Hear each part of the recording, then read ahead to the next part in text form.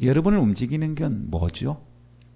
어떤 사람은 돈으로 움직이는 사람이 있어요. 돈 많이 준다고 하면요, 만사 제쳐놓고 움직이는 사람이 있고, 어떤 사람은 자기 체면 쓰면은 체면 때문에, 자존심 때문에 움직이는 사람이 있고, 어떤 사람 명예 주고 인기를 준다고 하면 움직이는 사람이 있고, 세상을 움직여가는 것이 여러분 사랑의 힘도 여론의 힘도 뭐 여러 가지가 있을 겁니다. 근데 움직여가는 어떤 포스, 힘이 있어요. 근데 우린 그 힘을 알아야 되는데, 하나님, 우린 주의 사람입니다. 우리를 움직이는 것은 하나님입니다. 하나님의 말씀을 우리를 움직여가게 하옵소서. 성도가 말씀을 따라 살지 않고 다른 것으로는 잘 움직여요. 자기 자존심 갖고는 정말 잘 움직여. 체면 때문에 잘 움직여. 근데 주님 말씀 때문은 안 움직여. 아니, 하나님의 말씀으로 움직이는 것이 성도요, 무릇 성령으로 인도함을 받는 그들이 하나님의 자녀들인데, 분명히 말씀대로 하라, 예, 하지 마라, 예, 라고 움직여야 되는데, 아니, 말씀으로는 절대로 안 움직여. 다른 건 움직여도. 여러분, 이게 우리들의 모습이 아니어야 되겠습니다. 여러분, 카타르라고 하는 나라 들어보셨죠? 도하라고 하는 도시도 있고, 그 나라에 보니까요, 그 사람들은 나라 인구가 한 200만 명 되는데 외국 사람 빼면 한 40만 명밖에 안 되는데, 나라 인구가, 고양시가 지금 100만이 넘는데, 그리고 그 카타르라고 하는 나라의 그 지역의 그 크기를 보니까 경기도 크기만큼 정도 되는. 근데 그래서 그 GDP, 국민의 총 GDP를 보면은 그렇게 썩 좋은 건 아니에요. 근데 개인 GDP를 보면요, 세계에서 3위. 적은 인구에다가 돈은 보니까 적은 인구에다 많이 주는 거겠죠. 3위인데 8만 2천 달러 정도 됩니다. 우리나라는 한 2만 몇천 달러가 돼갖고 이제 막 3만 달러 막 노래를 부르고 있는데 그게는 8만 2천 달러예요. 예전에 어떤 대통령 후보가 나와가지고요, 공약을 발표했을 때, 야, 저 그렇게 됐으면 좋겠다. 애기 낳으면 3천만 원, 결혼하면 1억 준다. 아니, 그렇게 되고 있으면 좋겠다 하는데, 이 나라에서 실제로 일어나고 있는 복지를 보니까 한번 들어보세요. 부러워는 하지 말고, 의료비 면제, 유치원부터 대학까지 공짜 교육, 전기세 면제, 수도세 면제, 소득세 면제, 주택 무상 제공, 월 500만 원 기본급 평생 지급, 대학 졸업자 국가 토지 무상 대여, 출산 축하금 1억 원 지급, 출산 후 산모에게 월 230만 원 평생 지급, 무이자 대출, 2년마다 차량 지급. 예, 하나만 줘도 좋겠구만. 근데 복지, 그 나라에서 돈을 많이 벌기 때문이래요. 그 돈이 어디서 돈이 나오냐 봤더니 기름 받았어. 기름이 에너지라서. 그 에너지가 왜 값이 나가느냐? 모든 사람들이 다 원하기 때문에. 그 에너지 없이는 살 수가 없기 때문에. 다른 건 허리띠 졸라매고 아껴도 기름은 사야 되기 때문에. 그래야 기름은 사야 공장에 돌아가잖아요. 기름이 사야 자동차가 돌아가. 기름을 사야 난방, 겨울을 지날 수가 있어요. 그래서 사람들이 막 갈구하는 게 뭐냐면 에너지를 원해, 에너지를. 그 에너지가 값을 지불해도 하고서라도 그 에너지를 얻기를 간절히 원하는데, 여러분, 마지막 시대에, 이 시대에 보면은 총칼로 싸우는 시대가 아니고 에너지 전쟁이라고 그러더라고요. 식량 전쟁, 에너지 전쟁. 그래서 붙여놓은 게 뭐냐면 거기다 안보라고 하는 말을 붙였습니다. 에너지 안보, 식량 안보. 왜냐하면 살기 위해서 지켜야 될 것이 바로 에너지고 식량이다 그랬습니다. 그래서 보면은 이제는 힘이, 에너지가 없으면 살 수가 없어요. 세상에도, 세상이 흘러가는 것도, 여러분, 수출을 만약에 석유를 갖다 우리는 공급 안 한다 그러면 그 나라 어떻게 하면 올스톱이 돼요. 올스톱이. 예전에 러시아 푸틴 대통령이 우크라이나를 침공한 거 여러분 뉴스를 통해서 들어보셨죠? 크림 반도인가 하여튼 그걸 침공을 했습니다. 그랬더니 아니 힘 세다고 힘없는 놈 갖다가 침공했으니 가만히, 그래서 유럽에서 덜썩덜썩 일어났어요. 경제 제재 조치 취하겠다. 빨리 돌아가라. 약한 사람 괴롭히지 마라. 라고 했는데 이 푸틴은 눈꽃 하나 흔들리지 않았습니다. 왜냐하면 우리를 제재한다고? 오케이, 알았어. 야, 가스밸브 잠궈버려. 어디로 가는 가스밸브냐 봤더니 유럽 쪽으로 가는 가스밸브 관이 있습니다. 유럽에 엄청난 에너지가 가고 있단 말이에요. 그걸 잠궈버리면 그 유럽 사는 사람들은 겨울 날 수가 없어요. 왜? 의존도가 굉장히 높기 때문에. 그래서 그들이 모여서 막 대책회의를 합니다. 우리가 러시아의 에너지 의존도를 좀 낮춰보자. 왜냐하면 우리가 지금까지 말 안 들을 때마다 이 채찍질 하느라고 잠궈버리거든요. 약간 적게 공급해 주니까 막 거기는 굉장히 큰 치명적인 어려움을 당합니다. 에너지가 그렇더라고요. 여러분, 정말 하나님으로부터 우리가 오는 영적인 에너지, 하나님께서 주신 힘을 받아야 될 텐데, 그래서 보면은 요즘에 뉴스에 많이 나오잖아요. 기름값이 요즘에 조금 떨어지고 있잖아요. 그렇죠? 왜 떨어지느냐 봤더니 이유가 있어요. 그 미국의 셰일가스가 공급이 되기 때문에 그렇습니다. 셰일이라고 하는 영어 단어가 혈암. 혈암이 뭐냐면은 보면은 퇴적암 중에 하나입니다. 퇴적암이 뭐냐면 차곡차곡 쌓여서 그 암반을 이룬 걸 퇴적암이라고 그러죠. 그게 어디 있느냐, 셰일층이 어디 있느냐 봤더니 지표면에서부터 시작해서 1km 내지 3km 내려가는 거. 굉장히 깊잖아요. 그렇죠? 땅바닥으로 3km 간다고 생각해 보세요. 거기에 1km 내지 3km 가면 거기에 안반층이 있어요. 안반층이.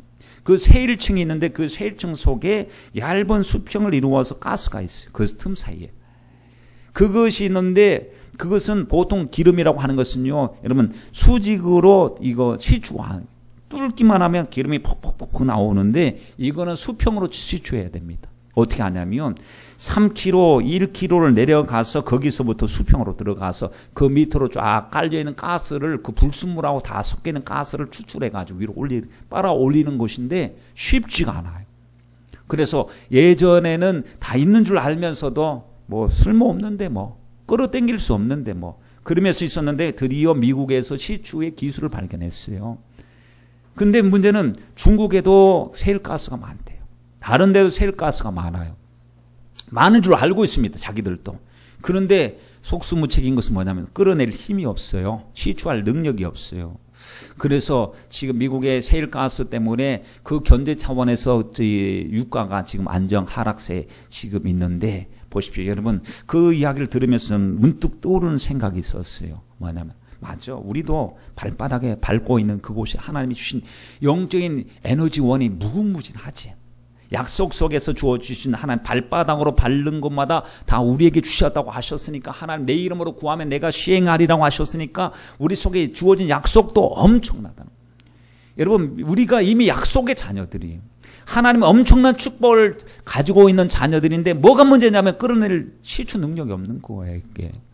어떤 사람은 정말 밑바닥까지 내려가서 하나님이 주신 약속의 것을 믿음의 그 놀라신 축복을 그 믿음의 파이프를 뚫어서 그것을 내 것으로 삼아서 날마다 풍성함 속에 주님과 경험하고 주님과 동행하는데 나는 성경 속에는 시추 그 속에 매장량이 엄청난 것을 알았어요. 성경의 말씀에 보니까 아브라함 복을 우리에게 주신다고 약속을 하셨고 예수님 이름 안에서 엄청난 하늘나라의 유업을 이을 상속자로 하나님 우리를 삼아 주셨다고 했으니까 여러분 믿는 자는 이 모든 것을 얻게 되는데 하나님 저에게 믿음, 끌어낼 수 있는 믿음, 시추할 수 있는 믿음을 허락하여 주옵소서.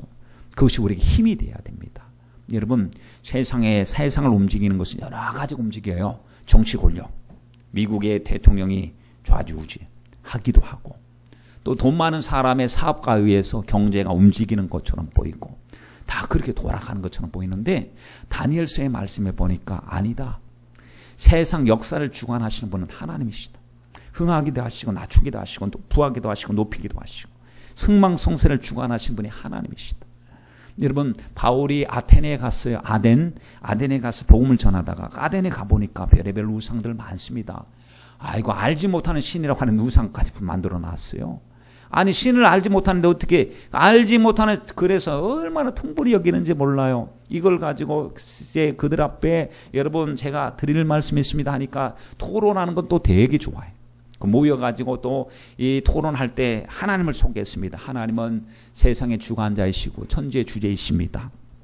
손으로 지으신 분이 누군가 손으로 지었기 때문에 존재하시는 분이 아니시고 그분은 이미 태초부터 말씀으로 존재하신 분이십니다. 무엇이 부족한 것처럼 사람에게 떠받쳐서 막 대접을 받아야 될 분도 아니십니다. 그분은 만민에게 생명을 주시고 그리고 호흡과 만물을 친히 주신 자이신데 인류의 모든 족속을 한 혈통으로 만드사 온 땅에 거하게 하시고 죄의 연대를 그 시대 살아가는 시대를 연대를 정하시고 그리고 거주의 경계 이곳에 저곳에 지역을 하나셔서 우리가 살게 하신 분이신데 우리 각 사람은 그분을 멀리 떠나 있지 않습니다. 바로 이곳에 계십니다. 우리는 그분을 힘입어 생명을 얻어서 기동하며 삽니다. 그분이 공급하신 힘으로 삽니다. 그분이 공급해 주시지 않으면 우리가 살 수 없습니다. 그분은 우리에게 힘을 주시는 분이십니다. 그분은 생명력을 불어넣어 주시는 분이십니다. 라고 고백했는데 다윗이 하나님을 향해서 어떻게 고백했는지 아시잖아요. 나의 힘이 되신 여호와여 내가 주를 사랑하나이다 라고 했습니다. 그분은 지금도 말씀의 능력으로 만물을 붙잡고 계시오. 히브리서 1장 3절 말씀에 보니까 그의 능력의 말씀으로 만물을 붙잡고 계셔요.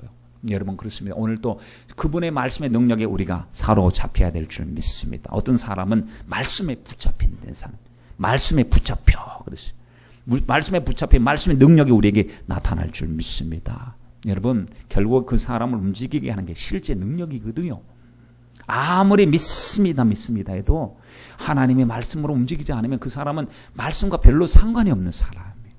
그러나 힘들고 어려워도 환경이 어려워도 넉넉하지 않아도 말씀으로 움직이는 사람은 그 사람 말씀에 붙잡힌 사람이에요. 여러분 생각해 보십시다. 나는 무엇에 의해서 움직이고 있는 사람인가? 처칠 수상이 라디오 방송국에 가서 이제 연설을 하기 위해서 가려고 하는데 자기 개인 기사는 좀 기다릴 시간이 촉박하기 때문에 택시를 잡아 탔습니다. 갑시다. 방송국으로 갑시다. 그랬더니 저 그렇게 멀리까지 못 갑니다. 왜 그렇습니까? 조금 있으면 방송에서 처칠 수상 연설을 하는데 제가 연설을 꼭 듣기를 원합니다. 그래서 기분이 좋아요. 자기 연설을 들으려고 생업까지 조금 제한을 하고 멀리 안 가려고 하는 그 마음이 정말 기쁘잖아요. 아, 이 사람이 내 연설을 들으려고 안 간다고. 그래 좋습니다 하고 10달러짜리를 딱 꺼내주고 딱 주면서 많이 웃돈을 얹어준 거예요. 그랬더니 처칠인지 개떡인지 돈이나 벌고 봅시다. 왜냐하면 당장 많이 바뀌어버렸어. 돈을 더 큰 걸 주니까 그 돈을 딱 받자마자 이제는 운전하러 가는 거예요. 실제로 그를 움직인 게 뭐였어요? 돈이었습니다. 여러분 그렇죠? 사람이 돈을 움직이니까 그 일 힘들어요 못해요 막 그러면 따블러 드리면 안 될까? 그러면 오케이 그러면서 일을 하잖아요. 그리고 그 일을 위험한데요 그러면 위험수당까지 포함해서 드리겠습니다. 목숨 걸고 일을 하더라고요. 그러니까 결국 그들을 움직이고 있는 건 힘이 뭔가 이 물질의 힘이 대단한 것은 사실입니다. 여러분 지금 예수님께서 마태복음에 보면은 40일 동안 금식 기도를 하셨어요. 그리고는 가장 은혜가 충만하셨어요. 하나님을 기쁘시게 하셨어요. 그런데 마귀가 딱 찾아왔어요. 마귀가 3가지로 시험합니다. 그 중에 하나가 배고프지, 허기졌지, 기력이 쇠진됐지. 너 한번 능력을 베풀어봐. 다른 능력이 아니고 돌을 떡으로 만들어봐. 그러면 사람들이 주목할 거야. 야 엄청난 일이다. 하나님의 아들이다. 돌을 떡으로 만들어. 너가 먹으면 배부르고 인기 올라가고 나도 인정해주고 얼마나 좋냐. 그랬더니 여러분 그때 예수님께서 마귀에게 하신 말씀이 있어요. 사람이 떡으로만 살 것이 아니고 떡으로만이에요. 떡도 중요하다는 얘기입니다. 떡으로만 살 것이 아니고 하나님 입에서 나오는 모든 말씀으로 살 것이다. 그랬어요. 여러분 떡은 뭐냐? 육신의 요구입니다. 우리 생활의 요구예요. 근데 하나님의 말씀으로 살 것이다. 하나님의 요구입니다. 그러면 우리에게도 늘 이 상충되는 문제가 있습니다. 하나님의 요구도 있고 육신의 요구가 있어요. 육신을 따라 살면 반드시 망한다고 주님은 말씀하고 계신데 육신도 필요한데 먼저 필요한 것은 여러분 하나님의 요구 먼저 그 나라와 그 일을 구하라. 그리하면 하나님이 이 모든 것을 너에게 더하여 주실 것이다 라고 이야기했습니다. 마귀가 성공한 것이 있습니다. 여러분 마귀가 뭐에 성공했냐면 사람을 쇠뇌시키는 데 성공했어요. 돈 없으면 못 산다. 떡 없으면 못 산다. 떡 중심의 삶을 살아야 된다. 뭐니 해도 오직 떡이다. 이것을 사람들에게 아주 학습을 잘 시켜놨습니다. 예수 믿는 사람들도 이 문제 앞에서 갈등하는 걸 보세요. 항상 믿음 좋다라고 하는 사람도 이 문제 앞에서는 갈등해요. 예수님께서 4가지 밭의 비유를 말씀하실 때도 보면은 가시밭이 무엇이냐? 재래의 유혹, 이 세상의 염려라고 그랬습니다. 먹고 사는 문제 때문에 신앙생활이 제한을 받고 하나님 앞에 온전히 순종하지 온전히 순종하면 돈을 많이 못 벌 것 같고 불이익이 있을 것 같으니까 그것 때문에 걸려서 결실치 못하는 자가 바로 가시밭 현실에 처한 사람의 모습이라고 이야기했습니다. 여러분 마귀는 잘 알고 있습니다. 우리가 하나님의 말씀 필요한 존재인 줄 잘 압니다. 그리고 말씀을 받으면 변화될 걸로 알아요. 말씀 못 듣게 하는 거. 그래서 말씀을 못 듣게 하는, 실체를 못 보게 하는 거예요. 하나님의 참된 말씀을 듣는 사람이 변화되거든요. 자기를 공격하거든요. 그래서 하나님의 사람이 되니까 자꾸 눈앞에 다른 걸 주면서 거기에 집중하려면 가로막아서, 야, 나 좀 봐. 내가 더 좋은 걸 줄게. 또 나 좀 봐. 더 좋은 걸 줄게 하면서 자꾸 우리 시야를 가로막습니다. 하나님의 말씀을 들을 때도 혼미한 영을 갖다 주어서 하나님의 말씀 앞에 집중하지 못하게 만들고 있습니다. 여러분, 우리가 내가 떡을 구하지 못하면 나는 죽을 수밖에 없다는 사단의 생각 때문에 하나님의 말씀을 우리가 등지고 도전할 때가 얼마나 많은지를 모릅니다. 여러분, 그런데 보세요. 이스라엘 백성들을 보세요. 광야에서 그들이 배고파서 죽은 것이 아니었습니다. 하나님은 그들을 공급하셨어요. 공중에 나는 새들도 입히시고 들에 핀 백합화도 입히셨어요. 그리고 우리에게 말씀하시, 하물며 내릴까 보냐, 믿음이 적은 자들아, 내가 책임질 것이니 너희는 먼저 그 나라와 그 일을 구하라. 주께서 말씀을 하고 계십니다. 여러분, 떡이 곧 힘이다, 돈이 곧 힘이다 라는 생각에 사로잡히는 순간부터 우리는 주님을 따라 사는 것이 아니고요, 육신의 요구를 따라 삽니다. 그래서 우리가 사람이 떡도 중요해요. 그러나 우선순위 있어서 말씀을 들을 때마다 하나님, 수많은 사람들이 살 길이 있었고 성공할 길이 있었고 저들이 더 자유할 길이 있었지만 주님 말씀 쫓아가느라고 좁은 길을 갔습니다. 예수님 쫓아가다가 하나님 순교까지 하고 모든 것을 다 하나님 버림을 당하고 하나님 비참한 존재가 되어도 천국 소망을 빼앗기지 않고 주님을 쫓아갔습니다. 그들이 쫓아간 것은 하나님의 말씀이었고 그들은 하나님의 말씀이 저들의 영혼의 힘이 되었습니다. 오늘 하나님 우리들도 말씀을 쫓아가게 하시고 주님이 나의 힘이 되신 여호와여 내가 주를 사랑합니다라고 고백할 수 있는 말씀이 되게 하여 주옵시고, 하나님 복음이 내게는 관념화되지 않도록 도와주시고 형식화되지 않도록 도와주시고 의식화되지 않도록 도와주시고 복음이 내게 실제가 되게 하여 주시고 생명이 되게 하여 주옵소서. 여러분, 복음이 생명이 돼야 됩니다. 복음이 나를 움직여 가야 됩니다. 어떤 사람은 이렇게 말합니다. 목사님, 성경대로 살 수 없어요. 성경은 그렇게 써 있어도 실제가 그렇지 않더라고요. 그래. 그분에게 있어서 말씀은요, 실제가 아니었어요. 왜냐하면 현실이 실제였어요. 그래서 말씀에는 그렇게 기록이 되었어도 현실 때문에 현실을 따라갈 수밖에 없다라고 이야기하는 것이었습니다. 여러분, 그런데 성경 속에서 보면 수많은 사람들이 하나님의 말씀을 따라서 살고 어디 영적인 것을 선택한 사람들을 보면 현실보다 더 실제가, 영원한 실제가 무엇이냐면 하나님의 말씀이 실제였다는 사실을 고백하고 살았다는 것입니다. 그러면 우리들도 여러분 현실과 타협하는 것이 아니고 하나님의 말씀의 실제임을 고백하고 살아가야 되지 않겠습니까? 골로새서 1장 6절 말씀에 중요한 말씀이 있어요. 네 복음이 님이 내게 이르매 너희가 듣고 참으로 하나님의 은혜를 깨닫는 날로부터 너희 중에서와 같이 또한 온 천하에서 열매를 맺어 자라나는 도다라고 했어요. 말씀을 깨달을 때 자라난다 했어요. 그래서 여러분, 쉽게 생각해서 아이에게 수학을 가르치는 거에 이 수학 문제 자 풀어준다 하고 선생님이 자꾸 풀어주는 거예요. 앉아서 보는 학생은 하나도 모르겠어요. 진짜 모르겠어요. 모르는 상태로 계속 보고만 있는 거. 그러면 정말 안타깝잖아요. 하나하나 설명을 해주면 깨달아져요. 아, 문제풀이가 저렇게 풀려지는구나 하고 깨달으면 자기 것이 됩니다. 안 깨달으면 말씀을 듣습니다. 예배를 드려요. 근데 무슨 소리인지 아무것도 모르겠어요. 깨닫지 못하겠어요. 남들은 할렐루야 아멘 아멘 하고 감격하고 있는데 무슨 소리인지 왜 나하고 상관없는 소리고 이상한 소리만 하는 거 갖고 있으면요, 여러분 백날 듣고치 천날 만날이 돼도 깨닫지 못하면 무슨 소용이 있겠어요. 여러분, 말씀은 깨닫는 게 가장 중요합니다. 최고의 은혜가 누구냐면 말씀 들을 때마다 깨닫는 사람이에요. 말씀 들을 때마다 내 말씀으로 들려지는 사람이고 말씀 앞에 회개하려고 각성하고 작정하는 사람, 축복받은 사람인 줄 믿습니다. 여러분, 그런데 가장 저주받은 사람이 누구냐면 말씀을 들어도 깨달을 수가 없어요. 깨달음이 없어요.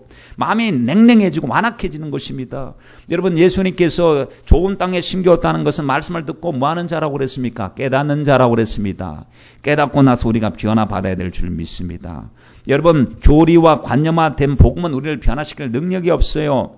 여러분, 지금 우리가 말씀을 많이 들으면 머릿속에 교리시키고 관념화시키고 형식화시키고 지식화시키잖아요. 계속해서 머릿속에만 가두어 놓고 다 안 돼. 얘기하면 안 돼요. 그러면서 행동화되지 않아요. 실제화되지 않아요. 생명으로 나타나지 않습니다. 알기는 안다라고 하는데 왜 하나님 우리도 성경 공부 배워서 설교 많이 들어서 성경책 읽어서 하나님 들은 귀동량은 많아서 아는 부분이 많은데 왜 하나님의 말씀이 내게 실제적인 능력이 되지 않느냐. 이거 심각하게 우리가 고민해야 될 문제입니다. 하나님 정말로 성령대로 살고 싶고 믿음으로 살고 싶은데 하나님 날마다 지식은 축적은 시키는데 하나님의 생명력으로 복음이 내게 복음이 생명이 되지 않는 것 심각한 문제거든요. 여러분 보세요. 헬라어로 안다는 말이 두 가지가 있다라고 합니다. 기노스코 그리고 오이다. 기노스코는 객관적으로 지식적으로 안다. 오이다는 주관적으로 체험적으로 안다. 여러분 아는 거 보세요. 저 동사무소 직원이 우리 가족 내역을 다 잘 알 거예요. 그렇죠? 위에 뭐 누가 누구고 누구 식구가 몇 식구 뭐 다 호구조사 잘 알 거예요. 그런데 그가 내 남편을 압니까? 아니 이름은 아는데 남편을 몰라. 얼굴은 아는데 내 남편을 몰라. 왜냐하면 내 남편은 내가 잘 알거든. 경험해봐서 알거든. 주관적으로 알거든요. 객관적으로 보여지는 남편이 아니라 주관적으로 느껴지는. 그러니까 뭐 장점도 있고 단점도 있는 거예요. 여러분 우리가 성경 말씀을 보면은 객관적으로 공부해서 배우는 그래서 기노스코로부터 출발합니다. 아 예수님 누구시지? 예수님 하나님 아들이시대. 하나님 누구시지? 전지전능하시대. 영원 불변하시대. 끝이 없고 변함이 없으신 분이시대. 그런데 그분이 가슴으로 느껴지지 않아요. 거기서 끝나버렸어요. 생명이 되지 못합니다. 근데 그분을 만났어요. 하나님 여기 계셔. 진짜 여기가 하나님의 성전이구나. 진짜 하늘문이 열렸구나. 진짜 천국과 지옥이 있구나. 진짜 영적인 세계가 있구나. 진짜 마귀가 지금 예배 시간에 활동하고 있구나. 여러분 오이다로 경험한 거. 몸으로 느껴요. 치료의 주님을 만났어요. 완전히 신앙의 모습이 달라집니다. 예배의 모습이 달라집니다. 우리의 모태신앙 아이들 하나님 저들이 기노스코의 신앙이 아니라 오이다의 신앙이 되고 믿음으로 하나님 앞에 굳건히 설 수 있도록 은혜를 베풀어 주옵소서. 우리가 기도해야 될 책임이 있고 또 저와 여러분이 함께 그와 같은 뜨거운 감동을 가지고 하나님 앞에 충성해야 될 줄 믿습니다. 여러분 떡 좋아하십니까? 떡 보면은 바람떡도 있고 시루떡도 있고 인절미도 있고 절편도 있고 송편도 있고 떡 종류 많잖아요. 그렇죠? 근데 떡을 한 번도 먹어본 적이 없는 사람이 있어요. 자, 그림책을 보여주면서 다 떡이다. 떡 종류다. 떡 종류 외워라. 모양을 외워라. 맛을 몰라. 한 번도 먹어본 적이 없었어요. 떡은요, 안다고 배부른 게 아니에요. 본다고 배부른 게 아니고 내 속에 들어와서 양분이 되고 양식이 될 때 우리가 배가 불러요. 예수님 나는 하늘로서 내려온 산떡이래요. 나를 먹으래요. 근데 맨날 예수님 같이 신 떡 종류 얘기하는 거예요. 그런데 하나님 은혜로 맛을 봐야 돼요. 아 맛있구나. 정말이구나. 예수님의 생명의 양식이구나. 우리의 생수가 되시는구나. 내 갈급한 심령 속에 만족이 되시는구나. 하나님 앞에 하나님 정말 주님의 능력을 맛보아 알겠습니다. 이제는 하나님 나의 힘이 되십니다. 나의 소망이 되십니다. 라고 여러분 하나님 앞에 고백하고 그 믿음과 말씀대로 우리가 살아가야 될 줄 믿습니다. 성도는 주님의 힘, 주님이 공급하신 힘으로 사는 사람의 성도입니다. 그리고 하나님의 말씀에 이끌림을 받는 사람의 성도예요.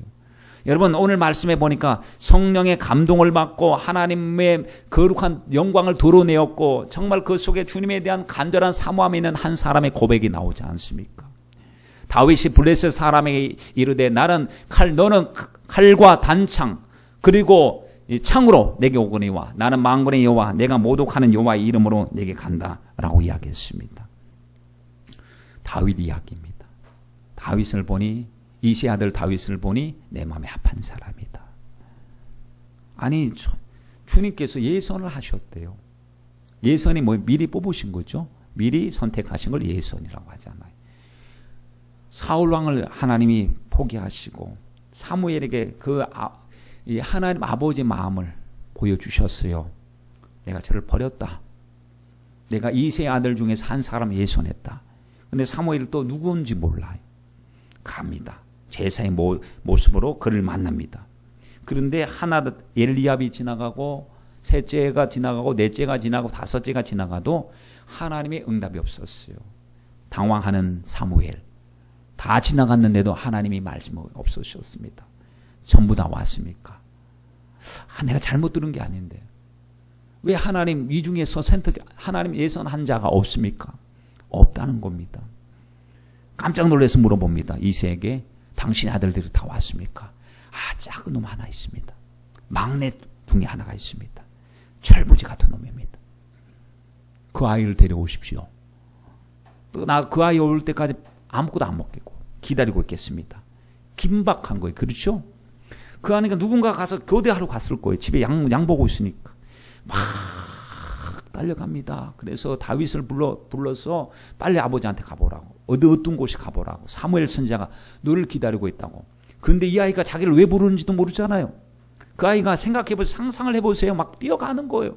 어린아이가 사무엘 선지자 보고 싶었는데 안 그래도 하나님의 사람이니까 보고 싶었는데 그런데 자기가 막내란 이유 때문에 거기 집에서 그냥 고추 쓰고 집에서 양 보는 그 일을 하고 있었으니 형들은 다 갔는데 막내라고 안 데려갔으니 약간 소홀했는데 자기를 부른다고 하니까 막 뛰어가기 시작합니다. 뛰어갈 때 여러분 여유 부리고 나 기다리면 기다리겠지 뭐 하고 여유 부린 게 아니잖아요. 어린아이가 순수한 마음을 가지고 막 뛰어갑니다. 얼굴이 상기돼가지고 땀은 범벅을 이루잖아요. 옷은 엉클어져 있잖아요. 옷 갈아입고 거기에 폼 잡고 갈 시간도 없었고 그러다가 딱 문 앞에 딱 들어서는 순간에 하나님의 음성이 들리기 시작합니다. 사무엘상 16장 12절 말씀에 이에 보내어 그를 데려오매 그의 빛이 붉고 눈이 삐어나고 얼굴이 아름답더라. 여호와께서 가라사대 이가 그니 일어나 기름을 부으라. 아니 주님께서 보자마자 대뜸하시는 말씀 저다 기름을 부어라. 아니 사람들 자세히 유심히 쳐다도 안 봤는데 어린아이가 그냥 헐레벌떡 들어왔고 얼굴이 뻘겋고 눈이 붉고 아름다운 아이가 다 들어온 소년 같은 아이가 왔는데 주님께서 오자마자 주님께서 이가 그니 그에게 기름을 부으라고 하셨어요. 여러분 흠모할 만한 것이 없었어요. 대단한 것이 없었어요. 엘리압은 장성하고 인물이 준수했지만 아직까지 아직 덜 자란 어린아이와 같은 다윗이었습니다. 사무엘상 17장 42절에 골리앗이 다윗을 처음 본 모습을 이렇게 얘기합니다. 그 블레셋 사람이 둘러보다 다윗을 보고 업신여기니 왜냐 이유가 그가 젊고 붉고 용모가 아름답다. 애라는 얘기. 아이예요. 아이. 애송이. 꼬마. 그런데 주님은 그 꼬마에게 관심이 있으셨어요. 이다 그에게 기름을 부어라 라고 말씀하셨어요. 아무도 왜 그를 선택했는지 사무엘도 아마 이랬을 거예요. 이상하네. 아니 저 꼬맹이 왜 하나님 기름을 부으라고 하셨지? 순종은 해야겠. 뿔에다 채운 기름을 부었어요. 그리고 돌아가면서도 이상하네. 이랬을 수도 굉장히 있죠. 아니 이새도 보니까 이상하네. 형들도 이상하네. 이상하지 않았습니다. 그 속에 17장에 보니까 뽑은 이유가 있었어요. 오직 하나님의 힘으로 움직이고 있고 하나님의 주권을 인정하고 있는 다윗의 모습을 우리가 보게 된다는 사실입니다. 사무엘상 17장에 보면 전쟁이 일어났어요. 블레셋이 쳐들어왔고요. 여기서 싸우러 이제 큰 평야 같은 데서 딱 서로 진을 치고 있어요. 거기서 40일 동안 대치 상황이 있습니다. 그 중에 거기서 골리앗이라고 하는 그 거인 장수가 나와서 막 고래고래 소리 질러요. 그리고는 막 거기서 용사의 영웅입니다. 그런데 여기는 아무 말 한마디 못해. 기가 죽었어. 둘 벌벌 떨고 있어요. 그때 다윗이 아버지 심부름차 왔습니다. 형들을 만났습니다. 형들에게 아버지가 형에게 안부 전하래 하고 전하고 나서 있는데 그때 바로 그 거인 같은 놈이 나와가지고요. 소리를 고래고래 지르고 있었어요. 처음 듣는 소리였습니다. 이게 무슨 소리냐? 저 누구예요? 그들은 저기 이 블레셋의 용사인데 잘 들어보니까 메시지가요. 굉장히 기분 나쁜 소리예요. 무슨 소리냐면 하나님을 모독하는 소리예요. 하나님 택한 백성을 모독하는 소리, 조롱하는 소리입니다. 막 화를 돋구는 소리예요. 근데 희한하게도 왜 침묵하고 있는지 모르겠어요. 아니 우리 진영에는 왜 침묵하고 왜 저는 소리 듣고도 가만히 남의 소리 듣는 것처럼 아무런 일도 없는 것처럼 침묵하고 가만히 있는지 모르겠어요. 그래서 물었습니다. 왜 가만히 있냐는 상대할 자가 없대요. 아니 왜 할례 받지 못한 놈이 하나님의 백성들 저렇게 말로서 조롱하는데 상대할 자가 없습니까? 했더니 저는 용사라는 거예요. 용사. 안 된다는 얘기만 하고 할 수 없다는 이야기만 나열할 뿐이지 하고 할 수 있다고 하면 나서는 사람이 한 사람도 없습니다. 속에서 우라통이 터지는 그 우라통이라고 하는 것은요, 자기가 자기하고는 상관없는 싸움이잖아요. 어떻게 보면요, 어린아이잖아요. 어른들의 싸움인데 와서 그냥 가버리면 돼. 근데 갈 수가 없어. 이건 남의 일이 아니고 내 일이기 때문에. 주님의 거룩한 이름에 훼손하고 주님의 이름에 도전하는 일은 남의 일이 아니고 다윗에게는 내 일이었어요. 내 일. 여러분 생각해 보십시오. 옛날에 누구예요? 어떤 축구 선수가 실갱이 하다가 누가 뭐라 그래갖고 확 주먹질을 했어요. 축구하다. 왜 그랬냐면 자기 어머니 욕을 했대. 화가 나지 않을 거예요. 축구고 뭐고 우리 어머니 욕을 하면 가만히 안 내버려둔다 그러고 막 거기서 외국 선수들이 프랑스 선수 막 그냥 주먹질을 했어요. 이해가 되더라. 왜냐하면 자기 욕하면 참을 수 있는데 아버지 어머니 욕하면 참을 수가 없어요. 특히 효자들은 그렇죠. 그러므로 하나님의 거룩한 영광을 가리는 이런 일을 하면 우리는 지금까지 내 일 아니라고 생각한 적도 많잖아요. 그렇죠. 괜히 개입하면 시끄럽고 안 좋다 싶은데 여러분 내 안에 계신 성령께서 나로 움직이게 하시는 거예요. 왜냐하면 주님이 나의 힘이 되시오. 그분 때문에 사는데 그분과의 관계가 있는데 그분의 이름에 모욕당하고 있는데 거룩히 여김을 받지 못하고 있는데 나 혼자 잘 살면 되겠느냐. 이건 아니다. 어른들이 나서지 않아도 내가 나서겠다 하고 나섰더니 방해하는 문제가 있었지만 결국에는 방해를 무릅쓰고 전쟁터에 나갑니다. 나중에 보니까 물맷돌 5개를 챙겨요. 시내가에 가서 준비를 안 해왔. 거기서 대충 5개를 제구 주머니에 딱 집어넣고 그리고 이제 사울왕이 또 미안하잖아요. 꼬맹이를 보내니까 얼마나 여러분 생각해 보십시오. 참 부끄러운 장수들을 또 부끄럽죠. 아이가 나선다고 하니까 자기 갑옷을 벗겨갖고 한번 입어봐라. 입어보니까 묵직해갖고 너무 부자연스럽습니다. 아예 안 할랍니다. 갑옷이 중요한 게 아니거든요. 싸움에서.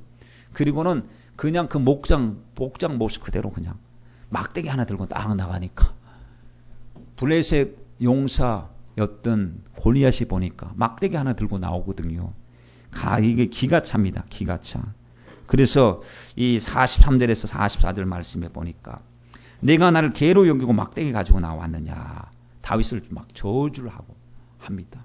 왜냐하면 겉으로 봤을 때는요. 소년이잖아요. 무장도 안 됐잖아요. 창칼도 들지 않았잖아요. 돌멩이 들고 나왔어요.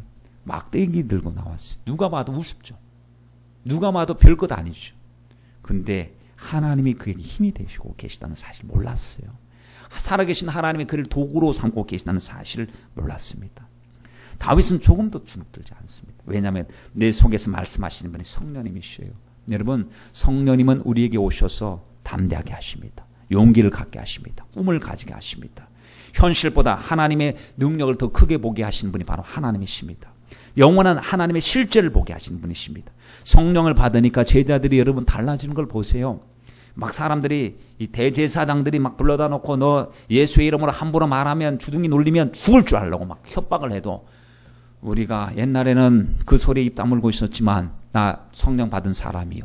내 안에서 성령님이 계시고 천국의 소망을 본 사람입니다. 우리는 침묵할 수 없습니다. 우리가 보고 들은 일에 대해서 침묵할 수 없습니다. 막 목숨이 몇 개나 되는 사람처럼 담대해졌어요. 여러분 우리들도 정말 세상 앞에서 담대해져야 됩니다.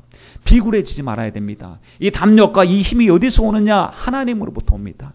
나의 힘이 되신 여호와여 내가 주를 사랑하나이다. 여러분 우리들도 정말로 주님이 나의 힘 되심을 고백하고 주님이 공급하신 그 힘으로 날마다 굳건히 서기를 간절히 바랍니다. 시편 18편 1절로 3절 말씀에 나의 힘이 되신 여호와여 내가 주를 사랑하나이다. 여호와는 나의 반석이시요 나의 요새시요 나를 건지시는 자시요 나의 하나님이시요 나의 피할 바위시요 나의 방패시요 나의 구원의 뿌리시고 나의 산성이시로다 라고 고백을 하고 있거든요.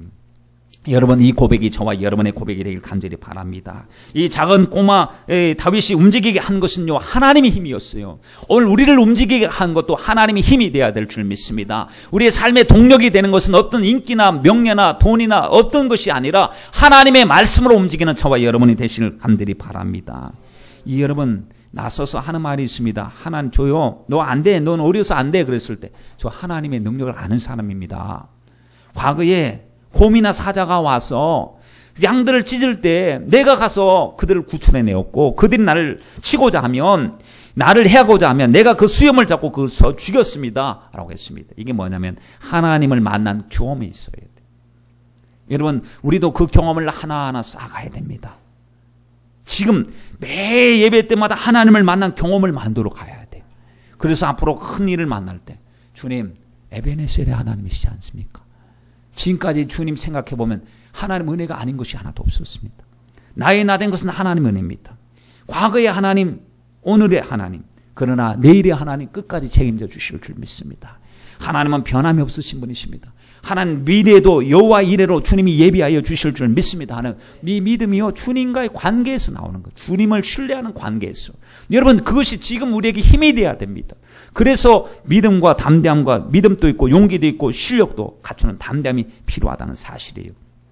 그래서 과거의 하나님이 지금 할례 받지 못한 저놈, 저 악한 놈 블레셋, 덩치는 소만치 크고 엄청나게 크지만 하나님 없는 사람 아닙니까? 할례 받지 못한 사람이 아닙니까? 하나님의 곰과 사자의 손에서 나를 건져주신 것처럼 저 블레셋 사람의 손에서도 하나님이 나를 건져주실 줄 믿습니다. 그가 믿는 하나님은 멀리 계신 하나님이 아니었고 문제의 현실 가운데 내 안에 계신 하나님, 여기 계신 하나님, 도우신 하나님이었어요. 여러분 다른 사람은 골리앗이 더 크게 보였죠. 하나님에 대한 의식이 없어요. 완전히 장악당했어요. 근데 속에서 성령의 사람이었던 다윗은 하나님의 힘을 공급받고 담대했습니다. 여러분 우리도 때때로 어떤 이 문제 앞에서 다윗처럼 담대해지고 싶습니다. 근데 그게 잘 안 될 때가 있어요. 왜냐하면 평상시 삶 속에서 실패하기 때문에. 평상시 삶이라고 하는 건 수련회 갔다 와가지고 막 은혜 받고 그 다음 중요하거든. 그 다음 생활로 돌아가는 거, 기도 생활, 예배 생활, 충실한 생활. 그때 그게 진짜입니다. 생활 속에서 주님을 맛보아 경험을 해야 됩니다. 그러면 그 경험이 되어진 것들이 앞으로 어렵고 힘들 때 정말 주님이 믿음에 우리를 굳건히 세워주실 줄 믿습니다. 여러분 한순간의 고백이 아니고 급조된 믿음이 아니고요. 생활화된 믿음 우리가 추구해야 될 줄 믿습니다. 시편에 보세요. 다윗이 하나님을 무엇으로 고백을 하는지 죽을 때까지 하나님을 모시고 살았어요. 그랬더니 하나님 그 인생을 책임져 주셨어요. 시편 16편 8절 말씀을 보면 내가 여호와를 항상 내 앞에 모심이여 그랬잖아요. 그가 내 우편에 계심으로 내가 요동치 않아. 항상 하나님을 내 앞에 모심이여 그랬어요. 그리고 시편 20편 7절 말씀에 혹은 병거 혹은 말을 의지하나 우리는 여호와 우리 하나님의 이름을 자랑하리로다. 시편 28편 7절 말씀에 여호와는 나의 힘과 나의 방패시니 내 마음이 저를 의지하여 도움을 얻었도다. 그러므로 내 마음이 크게 기뻐하여 내 노래로 저를 찬송하리로다 라고 이야기했습니다. 여러분 이전에도 하나님, 나에겐 하나님이 최고, 지금 또 하나님이 최고, 앞으로도 하나님이 최고. 여러분 항시 하나님을 급조된 믿음이 아니라 급할 때 주님의 이름을 부르기보다도 가장 좋은 사람 있잖아요. 평상시 관계가 좋은 사람. 그렇잖아요. 저도 예전에 통 연락이 안 오던 사람이 연락이 왔었어요. 반가웠어요. 전화를 받아갖고 반갑습니다 그랬더니 저기 세계 대백과 전집 사진 하나 팔아주시면 안 되냐고 그래. 아니 그때 너무 비싸가지고 형편이 되면 샀겠죠. 너무 비쌌어 그때. 몇십만 원 그때 한 20년 전 이 사건이니까요. 아니 너무 비싸가지고 돈이 없어서 못 샀어요. 근데 혹시나 너무너무 정말 뗄래야 뗄 수 없는 그러한 관계가 형성된 사람이 백과사전 하나 팔아달라고 그러면 혹시 빚내서라도 샀을런지도 몰라요. 왜냐면 평상시 어려울 때 갑자기 전화 온 사람이 아니고 평상시 삶을 공유하고 함께 나눴던 사람은 그런 정말 힘든 요구 말하기도 힘들죠 상대방. 그런데 뿌리칠 수가 없을 때가 있거든요. 그게 뭐냐? 그게 바로 평상시 관계가 가장 중요하다라는 사실을 우리가 알 수가 있습니다. 여러분, 다윗에게서 발견되는 이 영성, 순교적인 영성입니다. 순교적. 나는 죽어도 주님의 이름이 그렇게 영임받기를 간절히 원합니다. 다윗이요, 자기 자존심하고 싸우는 것 아니거든요. 그거 싸운다고 돈 많이 버는 것 아닙니다. 물론 뭘 걸어놓긴 했습니다. 사위 삼는다, 뭐 딸을 준다, 아니면 자유함을 준다, 뭐 이런 그걸 되게 엄청난 그 상금을 걸어놓긴 했지만 그것 때문에 다윗이 나간 게 아니, 하나님의 거룩한 영광입니다. 그러나 그렇게 혹시 나가서 내가 죽을지언정, 어디 죽을지언정 하나님의 뜻으로 살다가 죽겠다고 하는 이 순교적인 영성, 여러분, 저와 여러분에게 필요하다고 생각합니다. 우리 안에 두 세계가 있습니다. 보여지는 세계와 보이지 않는 세계. 보여지는 세계, 공적인 세계, 보이지 않는 세계, 사적인 세계. 외면 세계는요, 일, 오락, 소유, 대인관계, 그냥 겉으로 드러나는 것들이 다. 그래서 그리고 그것은 성공이라든지 인기, 재물, 미모 등 쉽게 평가할 수, 보여지니까 쉽게 평가가 됩니다. 그런데 내면 세계에 들어가면 긍지가 형성되는 곳, 자존감이 회복이 되는 곳, 선택과 가치가 결정되는 곳 속에서 고독과 성찰을 추구하는 곳, 예배와 신앙 고백이 이루어지는 곳이 내 속에 있어요. 내 속에서. 여러분, 겉 중심에 보여지는 것 중심으로 막 하는 사람이, 자기 체면이면 막 하는 사람이, 그러나 내 안에서 하나님의 질서가 딱 세워진 사람은 하나님의 말씀으로 말미암아 그 질서를 통해서 움직이는데, 다윗은 하나님 겉으로 봐서는 땅꼬마입니다. 자, 보면은 겉으로 봤을 때는 허접해 보입니다.